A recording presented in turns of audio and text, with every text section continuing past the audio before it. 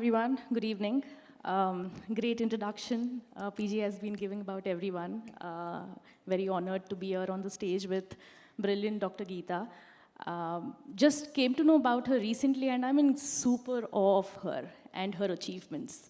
So she has actually started Niramai, which is a company which is using non-invasive techniques and thermal imaging techniques to detect breast cancer, which is probably something so usual amongst women, and a lot of them tend to ignore it. And I'm sure a lot of us tend to ignore it because of the pain that's involved in it, and she's actually changing that completely. It's radical. I mean, just to give an introduction about her, she's actually a computer scientist who built first supercomputer in the country. And I mean, that itself is brilliant. I was a small team member of it, yes. No, but still brilliant. And she actually went on to do her PhD 15 years into her career, which is again like unbelievable, like, you know, giving time to technology and giving, wanting to go deeper into research, and that's her motivation behind it. And then after that, she actually started this amazing life savior company for a lot of women. So we'll get to know more about her through this chat. Welcome, Geetha. Thank you, Malini. It's great to be on this show, and I've come multiple times to CXXO, and hats off to Vani and team for doing this again and again. Thank you so much. I think so many people get inspired because of this kind of shows. Thank you so much for inviting me. So my first question to you is, like as I said, you actually did a PhD 15 years into your career, and you started this company being a mother. And you know, for me, it's relatable because I just have a 1-year-old, and I'm basically running this company as a single woman founder. And I find it all the more inspiring that you have done that. So just tell us, like, you know, how did you have that audacity to dream so big that you can actually, like, you know, pick a stable career and actually suddenly move into entrepreneurship? Yeah, that's a nice recall of a story, I would say. Yes, my PhD story was just like, you know, I wanted to go back to school, and IISc was is still my favorite educational institute in the world. So I went, and it was done alongside my Hewlett-Packard career or scientist role I was playing there. But after that, I joined Xerox Research Organization as head of AI globally, as a lab director. Everything was going well because I was already Dr. Geetha there. So I managed to sort of, you know, get a bunch of wonderful, smart people to work with, to guide them, and so on and so forth. So everything was going well. Suddenly, one day I came to know that a very close cousin sister of mine, Bharti, had got detected with breast cancer of 4th stage. And she was, doctor said she's not going to live long enough. And she was a few years elder to me. And it was extremely shocking. You know, you actually see somebody whom you have spent every summer holidays with and so on suddenly disappear, right? You know, and that was a shocking moment where during that time I started reading about breast cancer. Till then, I'd never, like, of course you hear in papers, and never felt or seen anyone close die of cancer. This was too close for me to just forget and move on. So that's when I said, okay, as a scientist or lab director, I'm trying to solve so many problems in this world. Like, how do we make customers pick up? There's nothing wrong with the customer care optimization, but, you know, the transportation, customer care, etc. So here is a problem which is taking away 2,000 lives every day. In India alone, every 6 minutes, one person is dying of breast cancer. India alone. So when this problem is so huge, you know, why am I solving some, I thought, meaningless problems? And that's where initially I started it as an exploratory project in my lab itself, then spending my night, day, whatever, Sunday, etc. on it. And then after about 10 months of it, I decided, you know, it's not going to work. And it came a time where I had to shut down the project because Xerox had nothing to do with breast cancer. So that's when I said, okay, if I don't do this, no one is going to pick up is how I felt. That's the audacity. And I said, yes, I'm going to quit and do this, take it forward to an extent that is possible. And then if it doesn't work out, then I'll always get another job. So that's what I thought. And then I just quit. And I'm so glad that I took the decision at that time without knowing how a startup works and so on and so forth. And now we have invented and pioneered a new method of detecting breast cancer, which is now approved both in Europe and US as well. And it's considered much, much better than the existing standard of care. Brilliant. So basically, you're saying that audacity came in more from a personal, I would say, loss. I mean, that's brilliant. And, you've actually taken it and tried to turn it around. Women are not known to be, innovators, right? Like, there is so much bias against women being in science, engineering, the entire STEM. So, like, what do you think? Like, is there a specific bias, you being an engineer yourself, how did you overcome that? So I think basically the bias is, first of all, in our own mind. That's what I feel. If you really like, I always loved math, physics, and so on in my childhood. And then I still remember my 12th class where I got a very good rank, and as in the common entrance test. And I got both the engineering and the medical seat.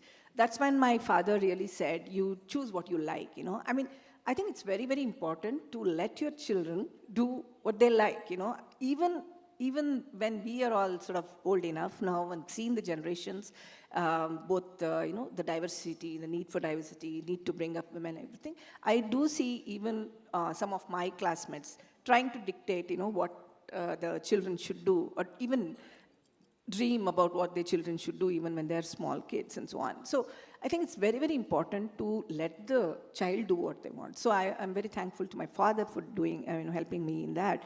And since then, it's never been any stopping thing. I just do what I like, then you enjoy every bit of it, I keep saying, for example, we don't feel that watching TV or, playing your favorite game is work, right? But if you start enjoying every bit of what you do, there's no work and life balance, You enjoy every bit of your life, which happens to be work as well, something like that. That's what has been. But in terms of bias itself, definitely, because I've been in science research as well, innovation starts with I, so it's an idea. I also starts with I. So it is about who has invented it, who came up with that idea. And if it happens to be a lady, yes, I've been in HP Labs Research, Xerox and all. I have wonderful male colleagues now, but like many people talked about earlier, only one person in the whole class of 110, master students in ISC, etc., right? So same way, even as scientists, like one or two of us used to be there in the whole lab and so on. So at that time, if you tell one idea, there used to be a lot of negative comments on it. I think the problem again is in our mind. The way we take feedback, right?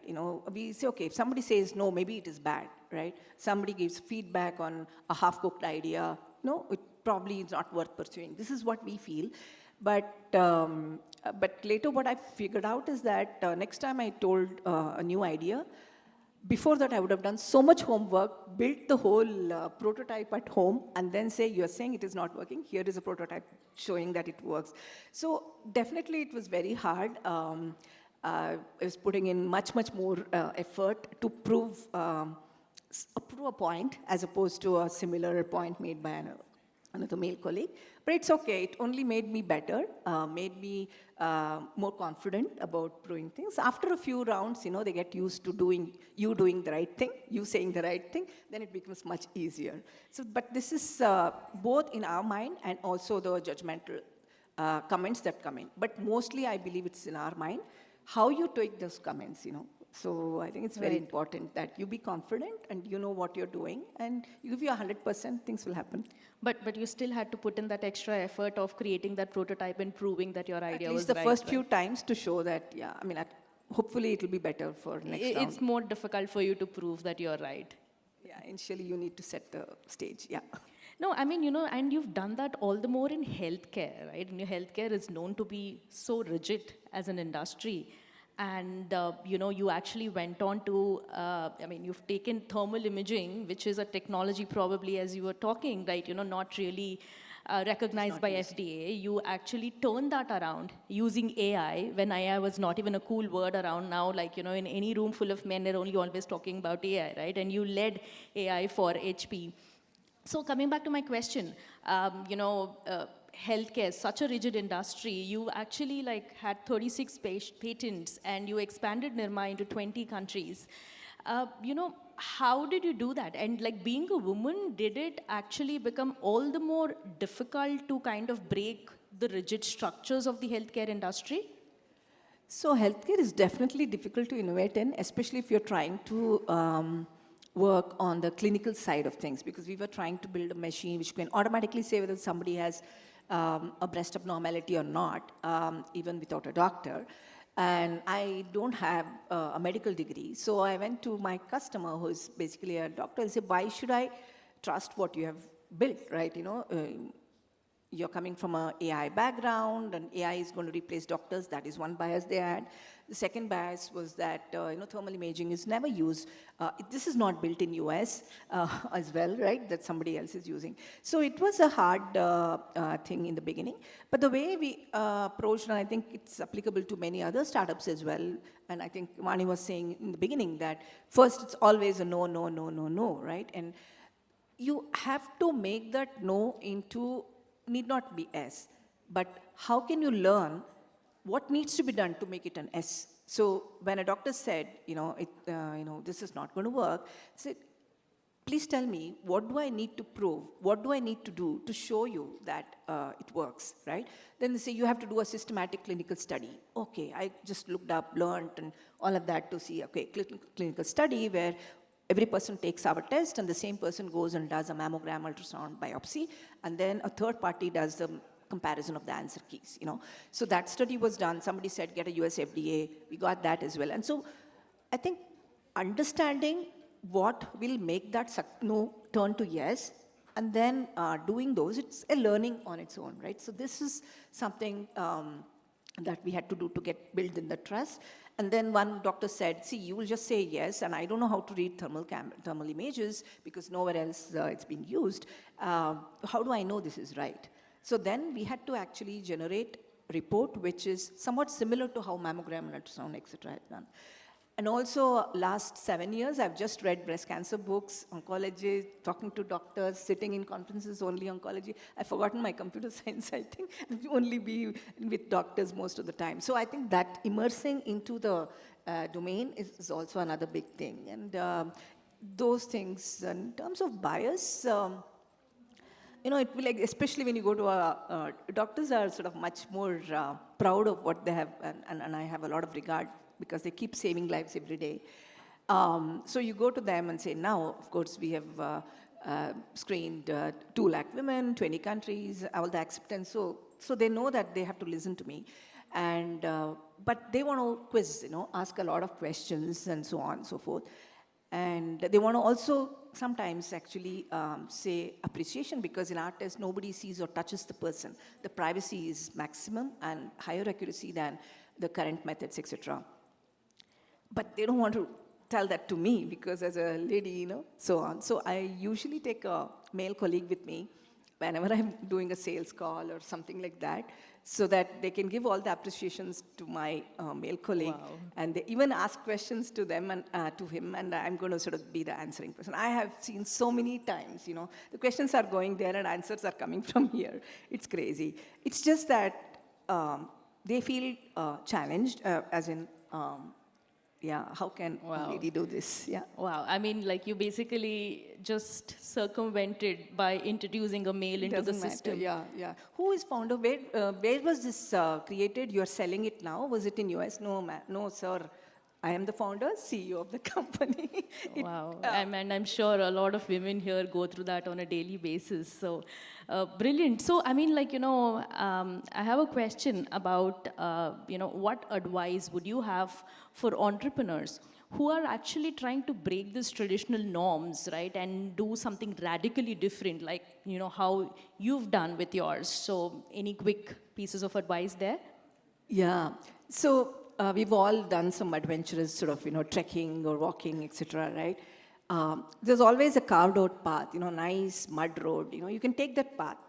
It's very hard to find a beautiful flower next to the path because many people have gone there and you can sort of, they would have picked it.